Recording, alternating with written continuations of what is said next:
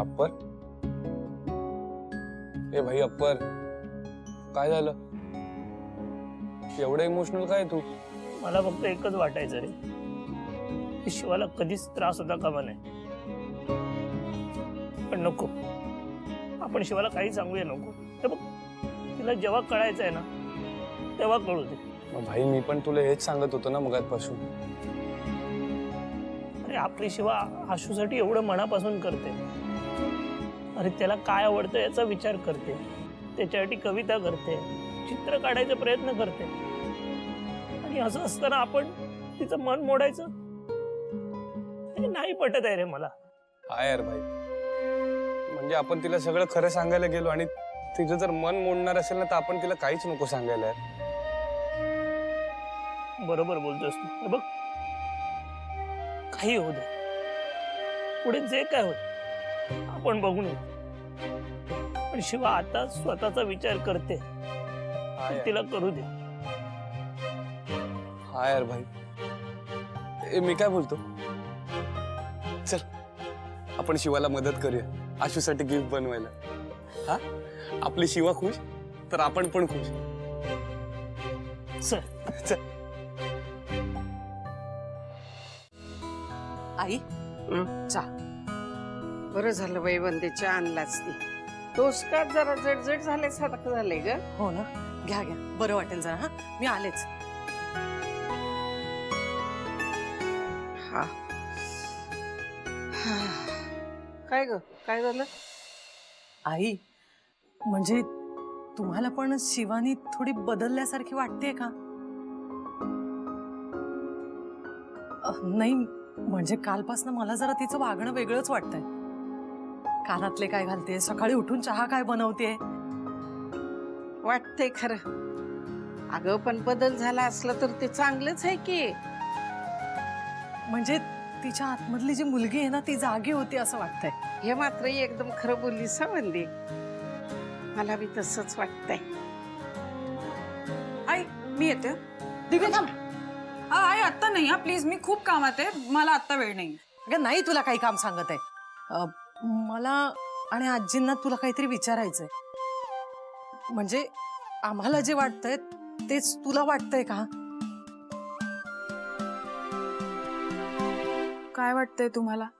म्हणजे तुला शिवानीच्या वागण्यात काही बदल जाणवत नाहीये का? नाही, मला असं काही जाणवलं नाही. का तुम्हाला असं का वाटतंय? अगं नाही, म्हणजे इतकी वर्ष आम्हाला जे वाटत होतं ना, हल्ली हल्ली तिच्या वागण्या बोलण्यात जाणवायला लागलाय. म्हणून म्हटलं तुला विचारून बघूया, तुला काही माहितीये का?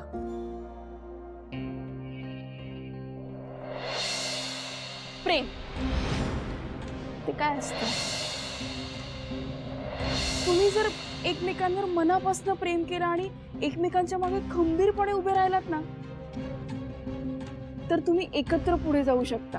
शेवटी प्रेमच तर आहे जे तुम्हाला जोडून ठेवते. शिवा काल मला प्रेमाबद्दल विचारत होती. आता आई सुद्धा हेच म्हणतीये. हिला आशूवर प्रेम झालं नाहीये ना? नाही नाही, असं नाही होणार. पण असेल तर?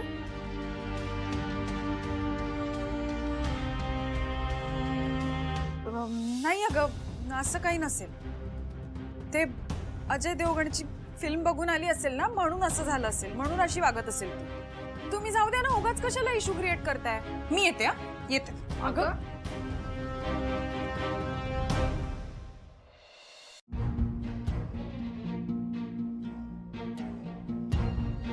बरं जाऊ दे, मला तुला एक महत्वाचं विचारायचं. काय? हो विचार ना. काल रात्री प्रेमाबद्दल का विचारत होतीस तुम्हाला? मी असंच विचारत होते. अगं असं असतं काय? खरं सांगा शिवा, कोणी आहे ज्याच्यासाठी तू हे विचारत होतीस? अगं नाही अगं, असं कोण का असेल? मी खरंच सहजच विचारत होते. तू किती लपवण्याचा प्रयत्न कर, तुझ्या चेहऱ्यावर दिसतंय. कोणाशी प्रेम झालंय तुला?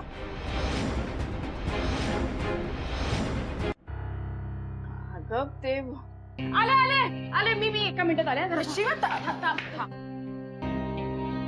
काय झालं शिवा?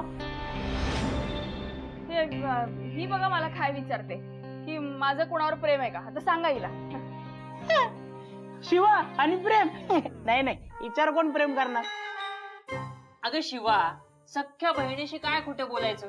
जे काही खरं आहे ना ते सांगून टाक ना.